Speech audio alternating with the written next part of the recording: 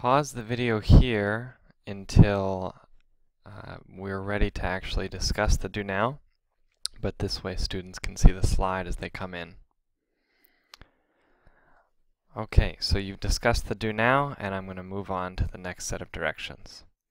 So the next part of the class, I'd like you to view this video on the science of smog. It's about 5 minutes. You can access this from the LA Pollution Project resources. So if you click on that link in the Google Classroom and you scroll to, looks like it's page 1, it's right there.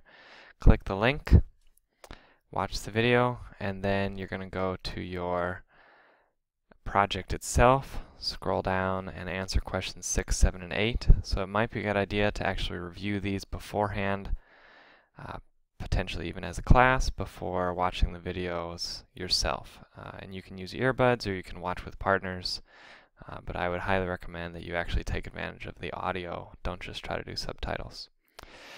After 15 minutes, you can unpause the video and I'll go through the directions for the next bit. Alright, so pause the video, 15 minutes, come back. Okay, so we're done with Science of Smog. You're going to move on to the next section. So this section, you've got 35 minutes. There's a reading, a very short video, and then some questions to discuss. So for this, let's do a partner read. Pick a strategy for reading. I wrote research strategy here on accident, but I meant reading strategy. And then take turns reading out loud to your partner, demonstrating that strategy. When you're done, you can watch the video. This is all in the resources document. So if you scroll down underneath the Science of Smog video, there's a couple paragraph reading, a table, and then a quick 2-minute video. Once you've done that, you can answer questions 9 through 13. Right, and these ones you've got to actually do some thinking. Not that you didn't think for the other ones, of course. So for this section, it should be a little bit longer, so I've budgeted 35 minutes.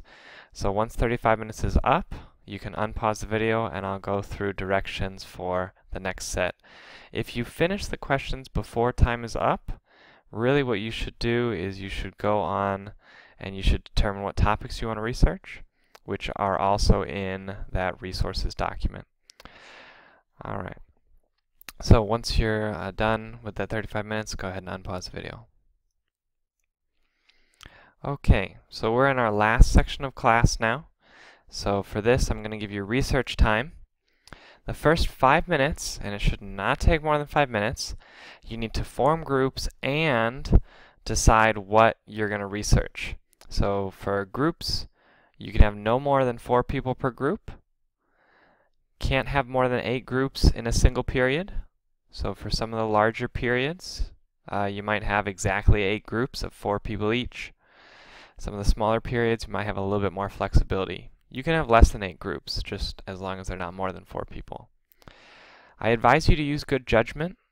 Sometimes great friends are not necessarily great partners in an academic setting, and that's okay. You can still be friends. Just respectfully be like, I'm going to work with someone else today. You won't be able to change groups, so if you change your mind later on in the course of our project, you're just going to have to live with it. So choose wisely. Then, once you have your groups, you're going to pick different major topics to research, and then minor topics can overlap and should be purely based off your interest. So let me explain what I mean. If you look at the actual note taker, you have a major and a minor, and the directions are up here as well, by the way. And so the major topic has to be different for everyone, and you're the main person responsible for that one.